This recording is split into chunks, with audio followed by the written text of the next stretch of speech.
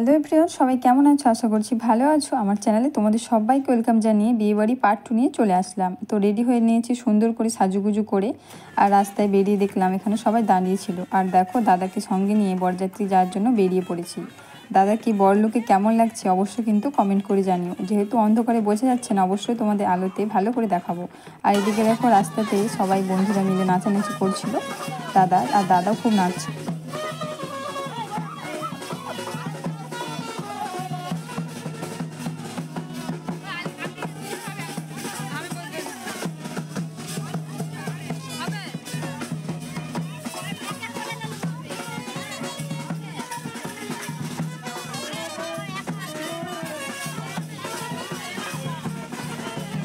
তো সবাই মিলে খুব নাচানাচি করছিল। তারপর দেখো বরের গাড়ি এখানে রেডি, আর আমরা গাড়িতে উঠে পড়েছিলাম। জামাইবাবু তো তার শালার বিয়েতে জমি আনন্দ করছে, তোমরা তো অনেকেই চেনো জামাইবাবুকে।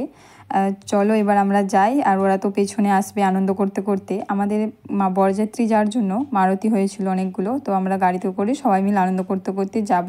খুব বেশি দূরে না, একদম বাড়ির সামনে বিয়েটা হয়েছে, যেতে 10 মিনিট সময় লাগবে সামথিং। তো আমাদের গাড়ি অলরেডি ছেড়েও দিয়েছে। তার ব্রিজটা ক্রস করছিলাম, তোমরা তো জানো এটা শ্রীপুরা ব্রিজ, অনেকেই চেনো। চলো বিয়ে বাড়ি তো চলে এসেছি। আর বিয়ে বাড়িতে দেখো বাইরের গেটটা কিন্তু খুব সুন্দর ডেকোরেশন করেছে কিন্তু লাইটিংটা। চলো এবার ভেতরে যাওয়া যাক। ভেতরেও আমরা দুজনে একটা ভিডিও করছিলাম, আমি আমার একটা দিদি।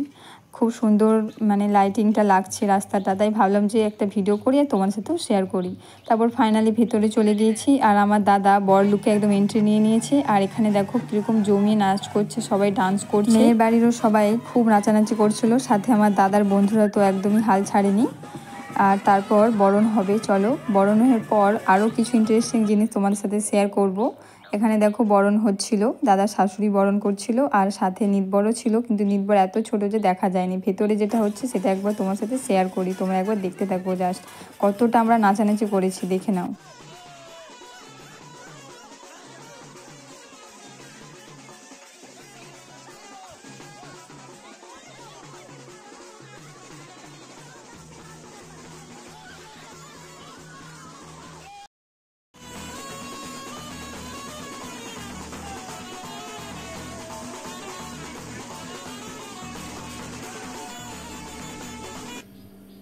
অনেক নাচানাচি তো হলো, চলো এবার বইয়ের কাছে যাই। এখানে দেখলাম ফটোশ্যুট চলছিল, তো সেই কারণে প্লেস ছিল না, তাই আমরা চলে আসলাম খাওয়া দাওয়া করতে। খাওয়া দাওয়ার মেনুতে কিন্তু অনেক কিছুই ছিল, সেটা তোমার সাথে শেয়ার করলাম। আর আমার পাতের অবস্থাটা প্রত্যেক বিয়ে বাড়িতে এরকমই থাকে। আর এদিকে দেখো আমার বোনের বর ছিল, আর সাজিদে আমার দিদি ছিল, আর আমি ছিলাম। আর খাওয়া দাওয়া করে নিয়ে আমরা বাইরে অপেক্ষা করছিলাম, যারা বাদবাকিরা খাচ্ছিল সবাই, যেহেতু একসাথে বাড়ি যাব সেই কারণে। আর আমার এদিকে বোনের বর সবাই বসেছিলাম, অনেক ফটো রিলস করলাম। আর বিয়ের মণ্ডপটা দেখো খুব সুন্দর সাজিয়েছিল, কিন্তু বিয়ে হবে অনেক রাতে, তাই আমরা বাড়ি চলে গাইস। আমরা খাওয়া দাওয়া করে বাড়ি যাচ্ছি। সবার কথা শুনে নাও। খুব ভালো খেয়েছি, খুব ভালো হয়েছে। আচ্ছা কফি আর রাইস থেকে আমার পেট ভর্তি হয়ে গেছে। আচ্ছা মনু বলো কিছু। সবাই মিলে গাড়িতে খুব আনন্দ করতে করতে বাড়ির কাছে চলে আসলাম। সবাই অলরেডি বাড়ি চলে গিয়েছিল, আমরা দুটো মারুতি ছিল, আমরা সবাই একসাথেই আসছিলাম। তারপর সকাল থেকে ভিডিওটা শুরু করছি। দেখো সুন্দর করে স্নান করে রেডি হয়ে নিয়েছিলাম। কেমন লাগছে জানিও, কিন্তু আমার বোন বলছে একদম ভালো লাগেনি, যেহেতু আমি হাফ হাতা জামা কখনো পরি না সেই কারণে।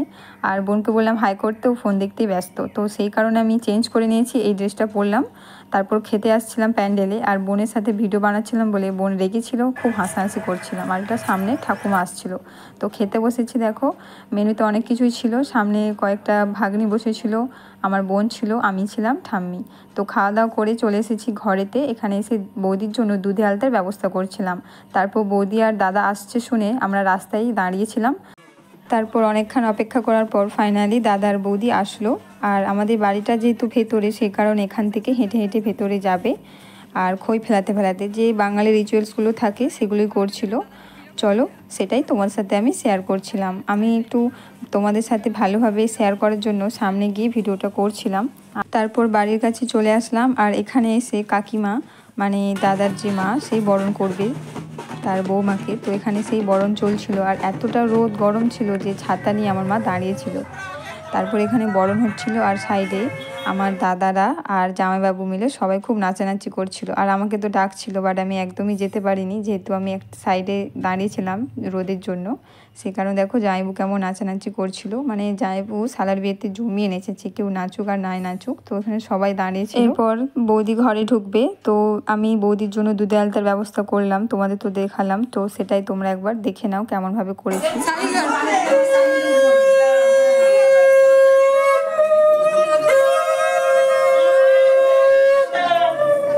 তো এরপরে কিন্তু আমরা ঘর ঘেরেছিলাম, দাদার বৌদিকে ঘরে ঢুকতে দেবো না বলে, সেটা তোমার সাথে শেয়ার করিনি। সোজা দাদার বৌদি ছাদে এসেছিলো, এখানে আরও কিছু নিয়ম হচ্ছিল যেটাকে বলে বসান, তো সেটাই হচ্ছিল। আর ভিডিওটা আমি এখানে শেষ করব, পরের পার্টে আবার কি হয়েছে সেটাই শেয়ার করব। চলো টাটা, সবাই ভালো থাকো, ভালো লাগলে লাইক কমেন্ট শেয়ার করে দিও।